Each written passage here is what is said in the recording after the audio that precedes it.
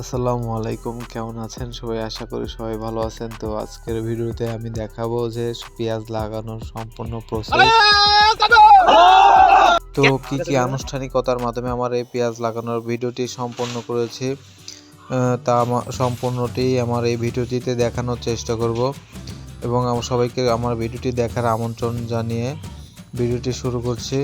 আশা করি সবাই সম্পূর্ণ ভিডিওটি না টেনে দেখে যাবেন। তো প্রথমে আমরা জিপ সার এবং এমওপি সার পানি দিয়ে মিশিয়ে নিচ্ছি যেন বাতাসে ছিটানোর সময় উড়ে না যায়। এরপরে জমি অনেক দূরে হয়, আমরা সারগুলো ট্রাক্টরের উপর উঠায় তারপরে জমিতে নিয়ে যাচ্ছি। তো কি সার দিচ্ছি এই ফাঁকে আমি বলে নেই।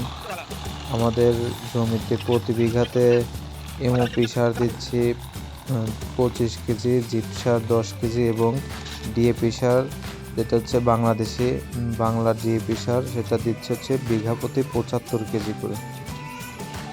তো ক্ষেতের মধ্যেও সার নিয়ে চলে এসেছে আমার ভাগিনা। এবার আমরা সারগুলো ভালোভাবে জমিতে ছিটিয়ে দেবো।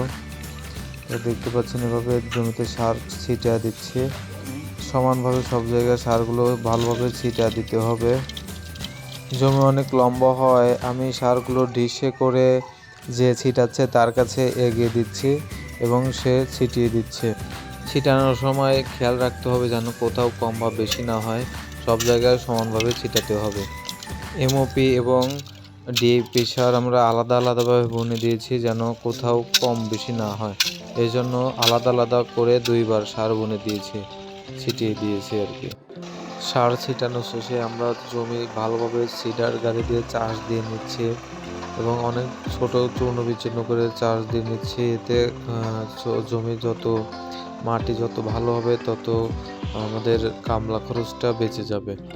চাষ দেওয়ার পর জমিতে জায়গায় জায়গায় উঁচা নিচা থাকে এবং তার জন্য এগুলো সমান করে দিতে হবে। দেখুন এখানে কতটুকু গর্ত হয়ে গেছে, আর এই পাশে আমি সমান করছি জন্য দেখেন কতটা সমান হয়ে গেছে। এতে কি হবে, পানি দেওয়ার সময় পানি কোনো জায়গায় ভিজে থাকবে না, সব জায়গায় সমানভাবে পানি ছড়িয়ে যেতে পারবে। তার জন্য এভাবে একটু কষ্ট করে এভাবে সমান করে দিতে হবে।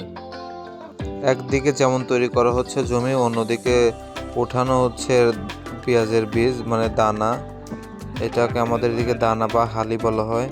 তো একদিকে জমি তৈরির কাজ শেষ হচ্ছে, অন্যদিকে যেদিন পেঁয়াজ লাগানো হবে তার আগের দিন এইরকম করে দানাগুলো উঠিয়ে রাখা হচ্ছে। দেখুন এই যে আগে থেকে উঠে এভাবে জড় করে রাখা হয়েছে যেন শুকিয়ে না যায় রোদ্রে। তো এভাবে সম্পূর্ণ দানা যেদিন লাগানো হবে তার আগের দিন উঠিয়ে রাখতে হবে। তো দানা ওঠানো শেষে সন্ধ্যার সময় বাড়ি নিয়ে এসে এগুলো বস্তা থেকে বের করে সোজা করে রাখা হবে, সোজা করে দাঁড় করে রাখা হবে যেন বাঁকা না হয়ে যায় কাটার সময়। তো দেখতে পাচ্ছেন যে এভাবে সমান করে দাঁড় করে রাখছি আমি। এরপর অনেক সকালবেলা ঘুম থেকে উঠে আনুমানিক 4টার দিকে ঘুম থেকে উঠতে হবে এবং ঘুম থেকে এত সকালে ওঠার কারণ হচ্ছে এই আটিগুলো কেটে রেডি করে রাখতে হবে যেন সকালবেলায় কামলা শব্দটা খারাপ লাগলেও আমি আপনাদের বোঝানোর জন্য কামলাই বলছি। এগুলো কাটা আসলে অনেক কষ্টের, মানে বুঝতে পারছেন চোখ দিয়ে পানি বের হয়ে গেছে, মানে এগুলো ঝাঁঝে। তো কাটা শেষ করে বস্তায় ভরে রেডি করে রাখছি যেন কামলারা সহজেই সকালবেলা যাওয়ার সময় মাথায় করে নিয়ে যেতে পারে। তো কাটা শেষ, এবার বাসায় গিয়ে দেখি রান্না করা শুরু করে দিয়েছে অলরেডি। তো দেখতে পাচ্ছেন যে কামলার জন্য রান্না করা হচ্ছে। তো এরপরে আমি আর আমার এক ভাগিনা চলে গিয়েছি হচ্ছে জমিতে। আমরা দুইজন আগে জমিতে চলে এসেছি সবার আগে, কারণ হচ্ছে আমরা যদি আগে এসে এরকম লাইন টেনে রাখি তাহলে কামলারা এসে আর বসে থাকতে পারবে না, সোজা জমিতে লাগানোর কাজ শুরু করে দিতে পারবে। তার জন্য আমরা প্রথমেই জমিতে এসে কাজগুলো করে রেখেছি এবং দেখুন কত সোজা করে লাইনগুলো টানা হচ্ছে। প্রতিবার একবার টানলে পরে 4টা করে লাইন হচ্ছে আর কি, মানে একজন বসতে পারবে একবার টেনে গেলেই। তো এভাবে করে জমিতে সারা জমিতে এভাবে লাইল টেনে রাখতে হবে। এরপরে আমি দেখাবো যে কীভাবে লাগানো হয়। তো আপনারা সবাই অনুগ্রহ করে ভিডিওটি দেখতে থাকুন। তো এবার দেখতে পাচ্ছেন যে আস্তে আস্তে লোকজন চলে আসছে জমিতে। সকালবেলায় এই যে মাথায় করে দানা পেঁয়াজের বেসন বা দানা নিয়ে জমির দিকে রওনা দিয়েছে আর কি। এই যে চলে আসছে। এরপরে দেখতে পারবেন যে অনেকে আসছে, যে দেখুন সবাই এবার চলে এসেছে জমিতে। এরপরে শুরু হবে লাগানোর ধুম। তো দেখুন সবাই একসঙ্গে বসে কিভাবে লাগিয়ে দিচ্ছে জমিতে, পেঁয়াজ লাগানো হচ্ছে।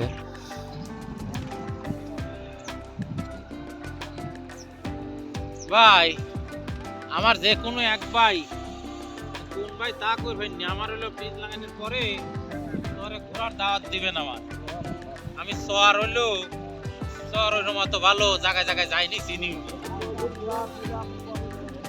আমি যাবো ভাই নাম্বার তো সেভ করে রাখছি, আরো যে একবার নাম্বার রাখবো, তারপরে যোগাযোগ করিয়ে তারপরে আল্লাহ তো বাসারে কেদারি করতেছি না ভাই। মানে একটা হুন্ডা নিয়ে জায়গায় যাবো না, আমরা দুই ভাই যাবো না, সুমন আর আমি। এখন বাজে হচ্ছে 8:30। এখন আমি যাচ্ছি হচ্ছে ভাত আনতে এদের জন্য। তো চলুন দেখতে থাকুন এরপরে কি করি। ভাত নিয়ে চলে আসছে, দেখতে পাচ্ছেন যে মাথায় করে। তো এবার সবাই প্লেট ধুয়ে নিচ্ছে যার যার মতো, ধোয়া প্লেটই আর কি। সবাই হাত পরিষ্কার করে নিচ্ছে, যেহেতু সকালবেলায় জমিতে পেঁয়াজ লাগিয়েছে, তো তার জন্য সবার হাতেই ময়লা লেগে আছে। তো হাত ধোয়ার পরে সবাই নিজেদের মতো ভাত নিয়ে নিচ্ছে সবাই প্লেটে। এবং আমার ভাই দিয়ে দিচ্ছে হচ্ছে তরকারিটা আসলে এক হাতে বেড়ে দিচ্ছে যেন কারো কম না হয়ে যায়। তো এভাবে দিয়ে দিচ্ছে। আমরা সকালের খাওয়াটা জমিতেই সেরে নিলাম আর কি। মাঠে বসে সবার সাথে খাওয়ার মজাটাই আসলে আলাদা, এটা যারা খাইছে তারাই শুধু জানে। তো খাওয়া দাওয়া শেষ করার পরে একটু রেস্ট নিচ্ছে সবাই বসে।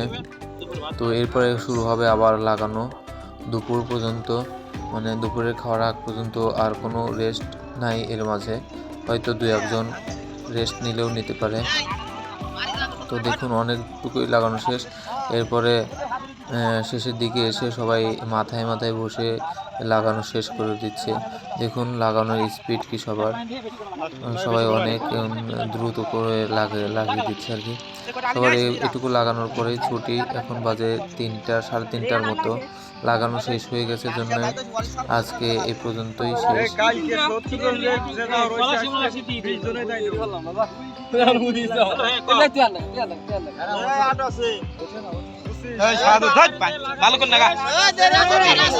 দেখ তুই ফাঁসা করলে কথা নেই, ওখানে এ মিলেও তো এটা 6 আঙ্গুল আগাল্লা দিলাম।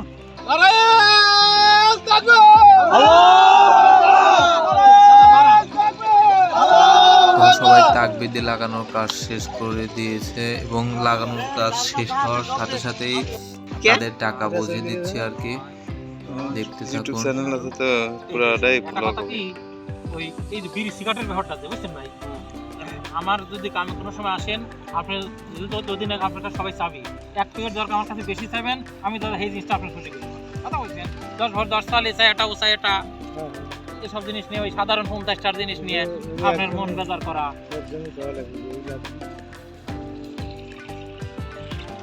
আমরা কি ইউটিউবে আপনার চ্যানেলে খুঁজে পাবো? কি নাম কোন? এমবি আছে না এমবি নাই, মোবাইলে চার্জ। এই আমি জানা সারাতাম যখন সারাইছি বসে একলা দুই পাইছি, একলা দুই আপনি সঠিক বুঝে পাইছেন তো। আর আমি গাড়ি ভাড়া দিই, এটা কি কয় আমার গাড়ি ভাড়া দেই, কাস্টমার দিলে আমি দেব না মানে।